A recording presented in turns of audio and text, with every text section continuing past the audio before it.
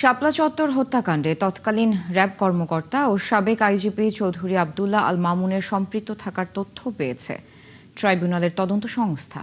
শাপলা চত্বর হত্যাকাণ্ডের মামলায় তাকে আসামি করা হবে বলে জানিয়েছেন ট্রাইব্যুনালের চিফ প্রসিকিউটর আমিনুল ইসলাম।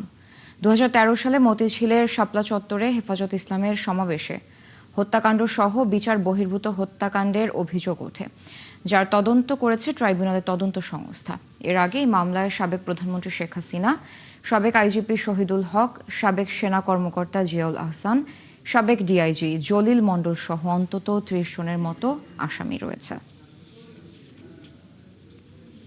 চৌধুরী আবদুল্লাহ আল মামুন সহ অনেক কর্মকর্তাদের সম্পৃক্ততা আমরা পাচ্ছি এবং আগামী 10-15 দিনের মধ্যে আমরা চেষ্টা করছি যে শাপলা চত্বর যে একটা নারকীয় হত্যাযজ্ঞ যেটা হয়েছে, একটা সারা পৃথিবীর মানুষের বিবেকবান মানুষকে যারা আহত করেছে এই মানবতা বিরোধী অপরাধ, সেটার মধ্যে আমরা যাদের সম্পৃক্ততাই পাওয়া যাবে, এটা সিভিলিয়ান হোক, পুলিশ পার্সোনাল হোক, র্যাব হোক, আর্মি অফিসার হোক, যাদের এই কর্মকাণ্ডের সাথে সম্পৃক্ততা ছিল বা আমরা পাবো, প্রত্যেককে আমরা বিচারের আওতায় নিয়ে আসবো।